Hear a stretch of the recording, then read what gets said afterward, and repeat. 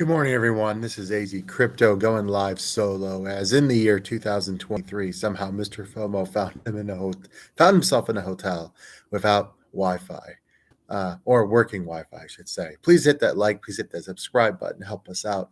We truly, truly appreciate all of you. And super chats are also available, by the way. I want to talk about Bitcoin right now, as it has gone down to 26K. We talked about it maintaining 27. Well, that couldn't happen. They did announce that the rates are not going to be slashed probably till sometime towards the end of 2024 versus at the beginning of 2024. Thanks, Ann, for joining us. And so that caused a little bit of a dump in the market, not a huge dump. Again, we've been talking about this. 26K. Good morning to all of you. Thank you for joining us. 26K is the number for me to hold. Even 25 would not be too bad. I still am very bullish on October in the short term and early November.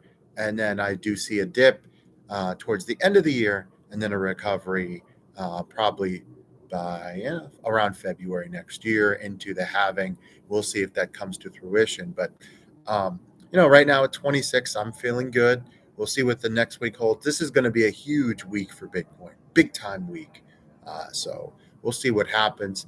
I do think you're going to see people come in over the next 7 days with a couple intentions. One, they probably know that this is your last chance to get Bitcoin around 26 or 25K. And two, I think you're going to have some people come in that are going to want to make a short-term sale, right? Buy Bitcoin now and sell sometime before Thanksgiving in the next 6 to 8 weeks. So I anticipate what I've been reading. There will be some money coming into the market, and I think we'll finally see a green month in October. Now, I want to talk about Michael Saylor's $5 million prediction, and then I do have something to say about Voyager.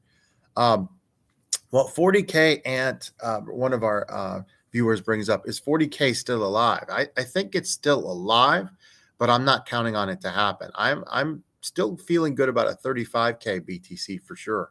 40, I'm hesitant on because, quite frankly, I didn't think we'd go all the way back to 25K, to be honest with you. But like I've said before, I was wrong on that. But I do think 40 is not out of the question of possibility here. We're not getting all-time highs this year like a couple people called for. They had some decent rationale, but it's just not happening. Be shocking at this point. Would you rather have one BTC or 5.5 in a strong alt? Well, Tennessee, it depends on. It just depends on what you want to do. If you want to hold for the long term, I would say the BTC. But if you want to flip something over the next 6 to 12 months, might be the alt, depending on what the alt is and depending on what the market cap is, right? So, for example, if you had 5.5K in Engine, well, I mean, I could see Engine 4xing over the next 12 to 16 months easily. So it just depends on what your intentions are, but great question. Michael Saylor recently made a $5 million prediction for Bitcoin. Now, before you turn off the computer and say, wait a minute, 5 million, he's not talking about the short term, right? He's talking more minimum 7 years, right? And I do think this prediction is a bit outlandish, even for Michael Saylor. But here's what he said. He named 3 things that would lead to a $5 million Bitcoin. Spot Bitcoin ETFs, which we think are coming in 2024, check. Banks offering BTC financial services. I do think we'll see that over the next 2 years, not this year, but sometime by 2025. And official regulation in the United States, that could take 4 years, 5 years, could take 2, take 3. It's just happening so slow. So in my view, 5 million would be like a decade from now at best. But what I am looking for is, okay, let's take a look and let's do some, it's a Friday, let's have some fun. Let's do some forecasting for the next bull run. Now, you've heard of me talk of this bull run. I think 90 to 120 is a pretty good estimate. We could go higher, but I think, 90 to 120K BTC from where we're at by early 2025. Decent prediction here. What about 2029 going to 2030? What about not this bull run, but the next bull run, unless the cycles are broken, which is a possibility, but it's never happened. So until it happens, we're going to assume it doesn't. I definitely could see a $250,000 Bitcoin pushing 300,000. Now, when are we going to see a $500,000 Bitcoin? I think that's going to take several cycles, to be honest.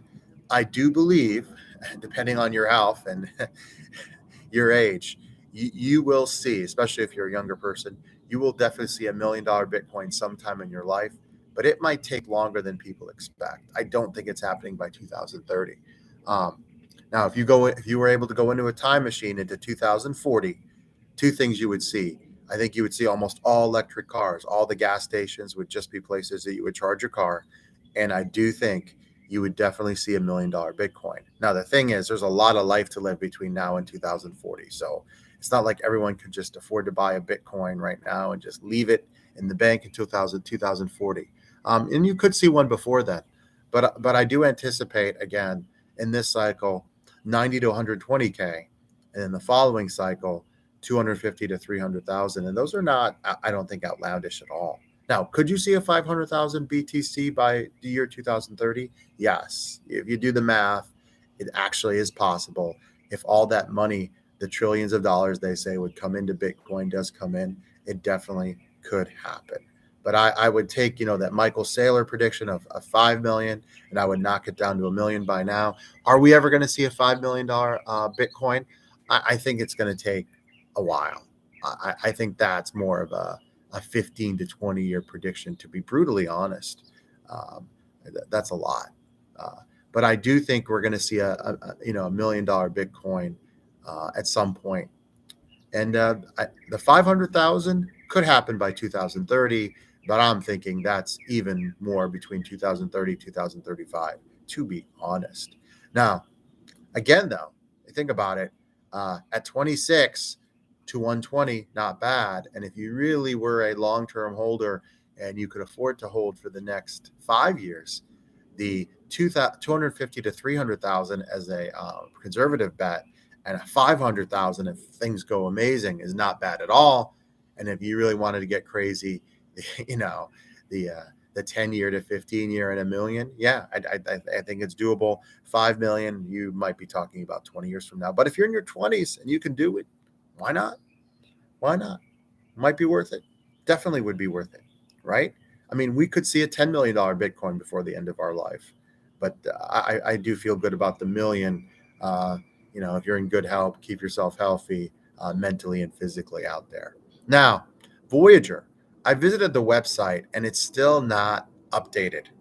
It gives some links, some general links for people with questions and a help center line, but they don't have the stuff that is supposed to be there.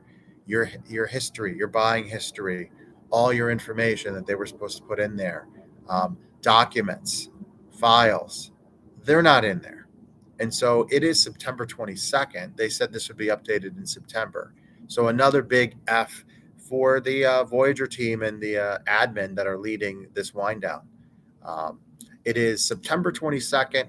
Still, watch out for those emails. And if it does not come from Voyager itself, it's a scam. So I think that's critically important, right? So looked at the website today. Unless it's directly coming from Insta Voyager, it's not real. Okay. Those are continue to come. Now, hopefully the people that are waiting for initial recovery checks get them very soon.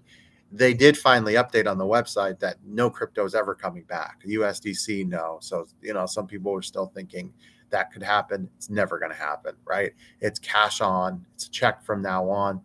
Now, over the next 2 weeks, keep it here because there will be FTX news. We're either going to get amazing news that we're going to celebrate that there has been a deal between FTX and Voyager in mediation, our admin team that's working on behalf of Voyager, okay? Or we're going to get the news that it's a no bueno and it did not work, and then that means there'll be a trial in 2024, and that does scare me because those trials can go on for months and months. And then, who knows what happens? It's in the hands of a judge, and that could be really scary, guys. I'm hoping for some type of mediation agreement, something. You know what? Like, even if we just get 50 or 60% of that money back, 70, I would rather that than go to uncertainty of a court case that lasts for months and months. So I'm really hoping that mediation does work. but I cannot guarantee it. And I'm not crazy optimistic about it. Boy, wouldn't it be amazing if BTC went on a run above 35K to 40K next month, and we got a mediation agreement from Voyager and FTX? Boy, we can dream, right? We can only dream. Let's hope for the best, guys. Let's really hope for the best.